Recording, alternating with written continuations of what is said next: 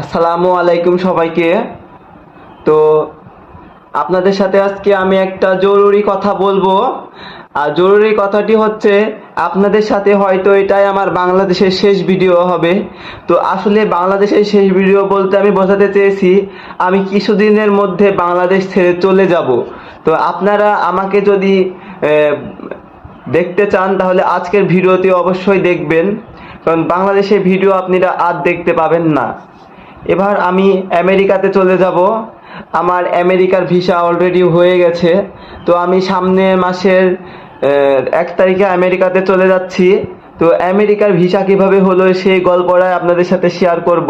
তো আপনারা অবশ্যই ভিডিওটি দেখবেন। তো ভিডিওটি দেখার জন্য অবশ্যই অনুরোধ রইল। তো আমেরিকাতে প্রথমে যাওয়ার জন্য আমাকে যেটি করতে হয়েছে সেটি আপনাদের আমি অবশ্যই বলবো।